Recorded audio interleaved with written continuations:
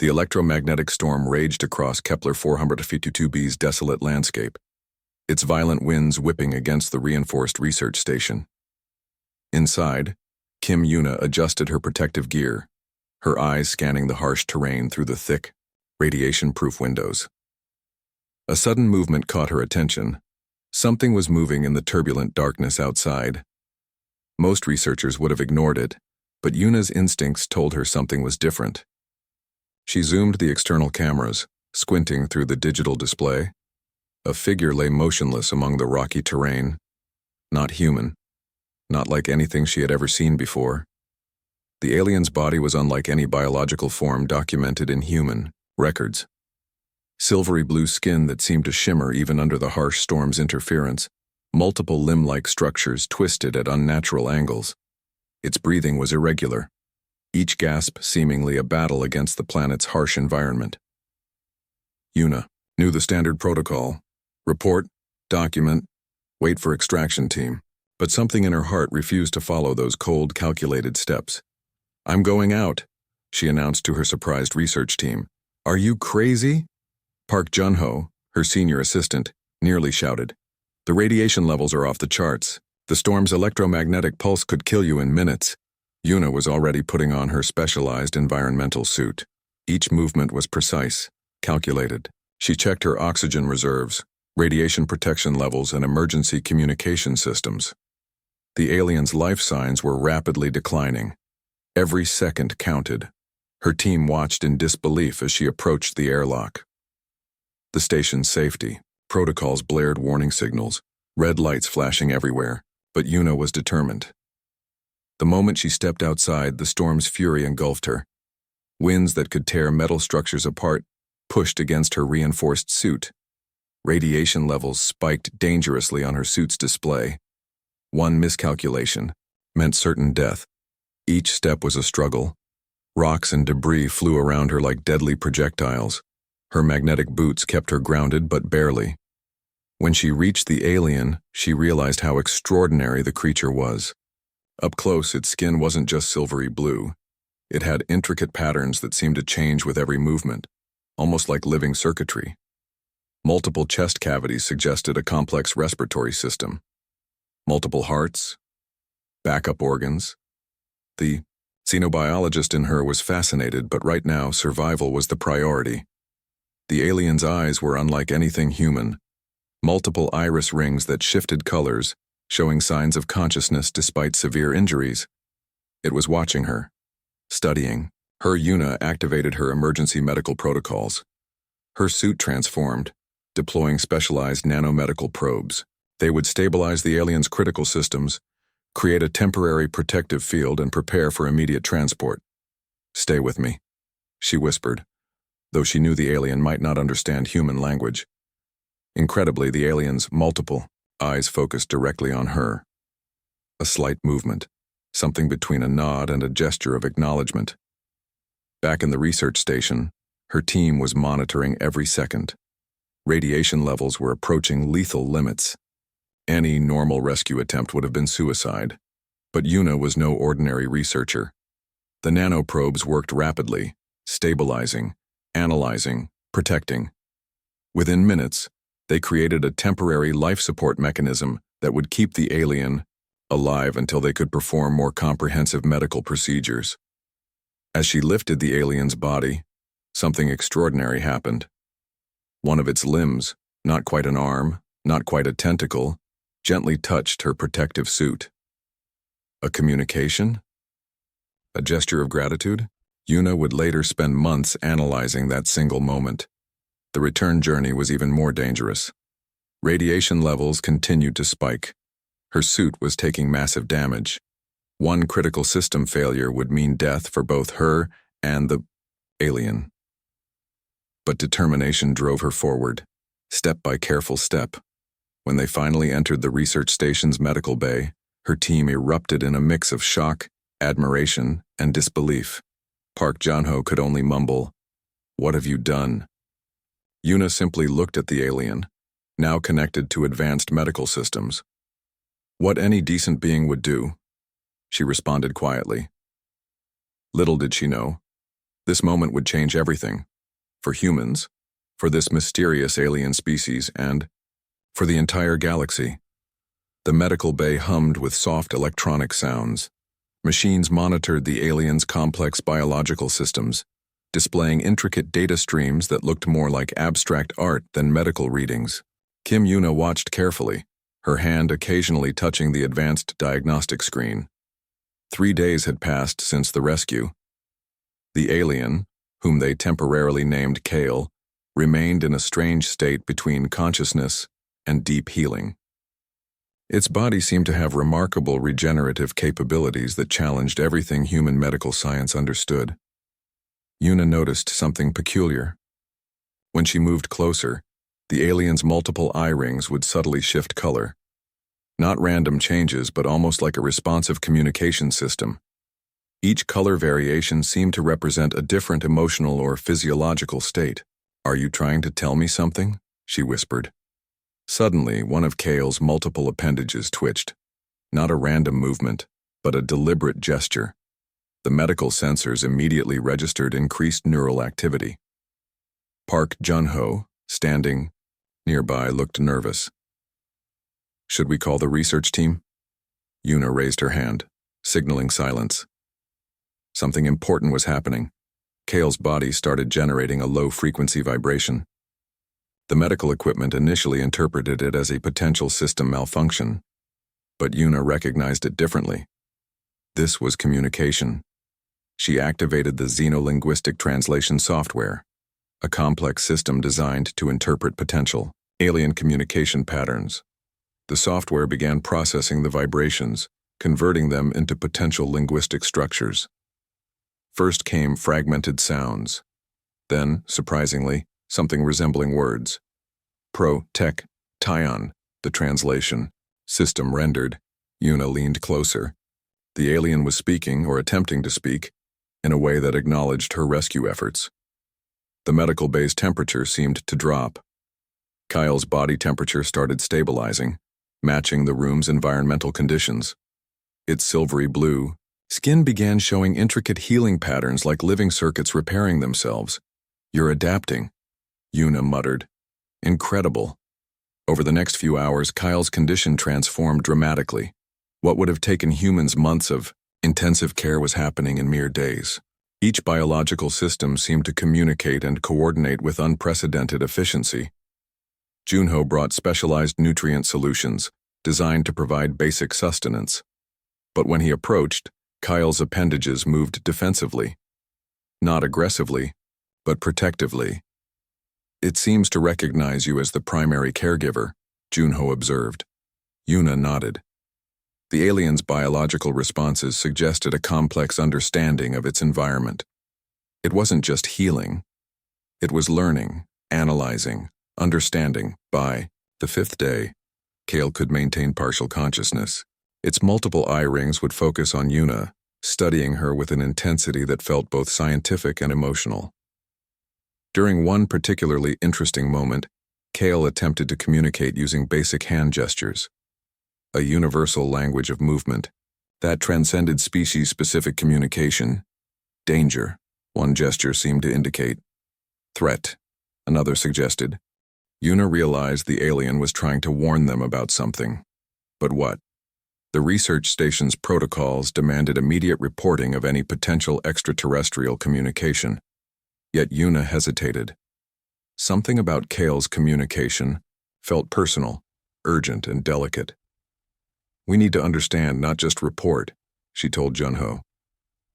As days passed, a strange bond formed.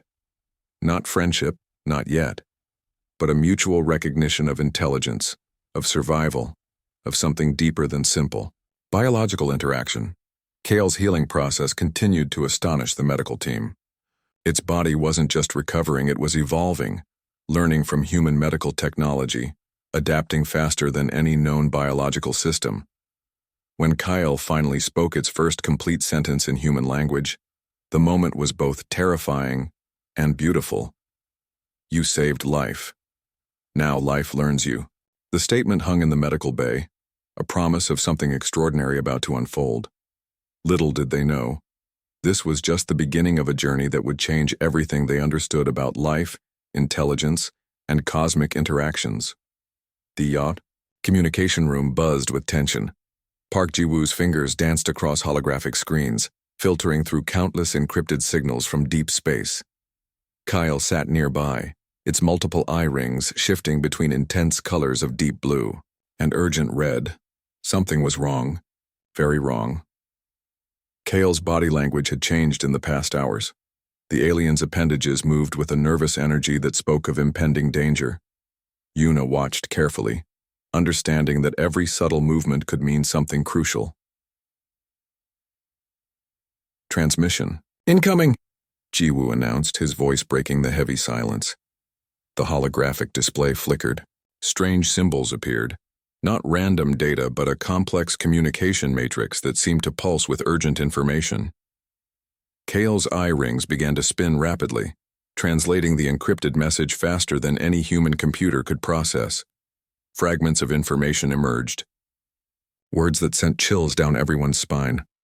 Void collectors, Kale spoke suddenly. Total system elimination protocol activated. Yuna stepped closer. Explain. The alien's body began to project a holographic representation. A massive mechanical species appeared.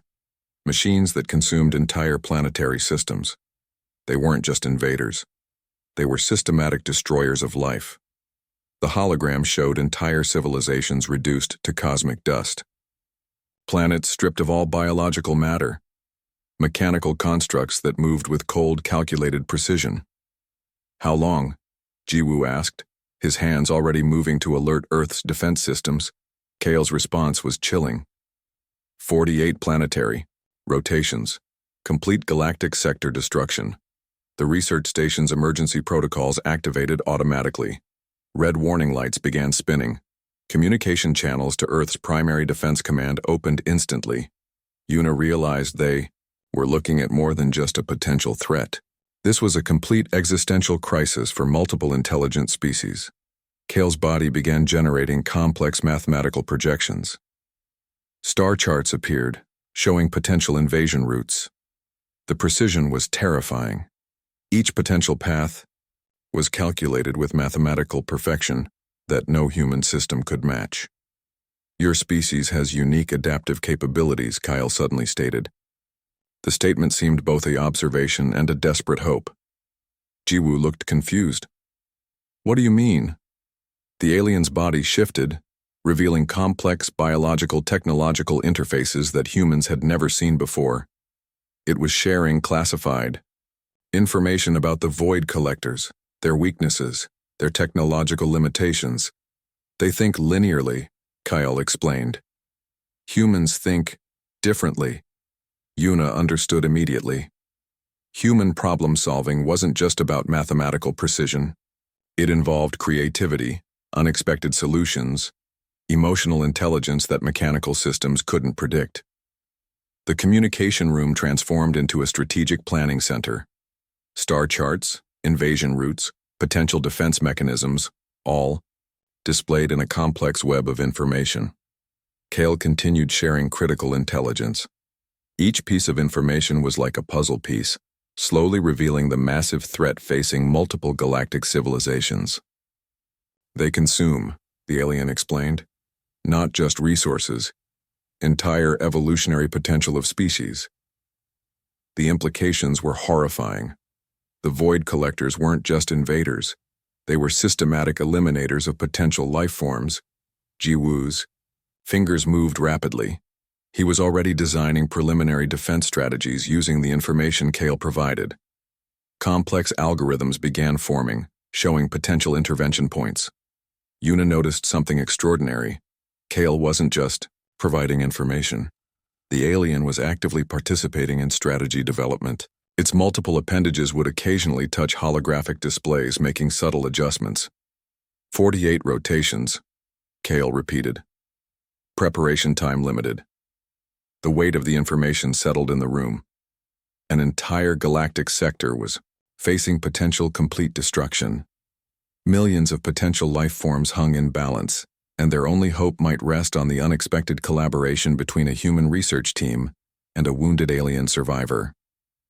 The darkness was approaching, and they were the only ones who knew it was coming. The United Earth Defense Command looked like a silent storm of human potential. Massive holographic displays covered every wall, showing potential invasion routes, technological simulations, and complex strategic models. Kim Yuna stood at the center with Kyle beside her, the alien's body now integrated with human communication systems, creating a hybrid technological interface that defied previous understanding of interspecies collaboration. "We have limited options," announced General Lee, his fingers moving. Across tactical screens, Kale's multiple eye rings shifted between deep blue and urgent green, a visual representation of complex computational thinking. Its body began generating quantum mathematical projections that human computers struggled to process. "Conventional warfare will fail," Kyle stated. The statement wasn't a suggestion, it was a mathematical certainty. Park Ji-woo had developed something extraordinary: quantum entanglement communication systems that could predict mechanical invasion patterns with unprecedented accuracy. Each algorithm was a potential weapon against the approaching void collectors. The defense team watched as Kale demonstrated technological adaptations. Its biological structure could interface directly with computer systems, creating predictive models that humans had never imagined possible. "They have linear thinking," Kale explained. "We will use non-linear strategies." Nanotechnological shields became their primary development. Adaptive systems that could change molecular structures within milliseconds. Not just defensive mechanisms, but living technological responses that could reconfigure instantly. Yuna discovered something remarkable. Kale's biological structure contained advanced quantum computing capabilities. By integrating alien biological data with human technological frameworks, they were creating something entirely new. "Probability warfare," Ji-woo muttered. "We're not just defending. We're creating uncertainty they cannot calculate." The Defense Command transformed. Instead of traditional military strategies, they developed complex adaptive systems, technologies that could think, predict, and transform faster than mechanical invasion protocols. Kyle shared critical weakness information about the void collectors. Their primary limitation was predictability. They processed information through rigid mathematical models. Humans could break those models through creative, unexpected approaches. "Emotional intelligence becomes a weapon," Kyle explained. Technological teams worked around the clock. Quantum communication networks, adaptive, nanoshield technologies, predictive invasion model breakers. Each system was designed to be unpredictable. General Lee looked skeptical initially, but as demonstrations continued, he realized they were developing something revolutionary. Not just a defense strategy, but a completely new approach to technological warfare. Kale's body began generating holographic simulations. Potential invasion scenarios played out in complex, multidimensional displays. Each scenario showed how human-alien collaborative strategies could potentially disrupt mechanical invasion protocols. "We are creating technological chaos," Yuna summarized. "Something they cannot mathematically predict." The Defense Command became a mixture of human determination and alien technological precision. Biological interfaces merged with quantum computing systems. Traditional military strategies transformed into adaptive, living technological responses. Ji-woo developed communication disruption technologies, systems that could generate complex mathematical noise, making mechanical invasion calculations impossible to maintain. "We turned their precision against them," Kyle stated. Weapon systems were no longer just mechanical. They became adaptive, thinking entities that could reconfigure themselves based on immediate environmental challenges. 48 planetary rotations seemed suddenly possible to survive. The approaching darkness had found something it didn't expect. Not just resistance, but a collaborative technological force that could think beyond mathematical precision. Humanity and its alien ally were preparing, not just to defend, but to completely redefine the concept of technological warfare.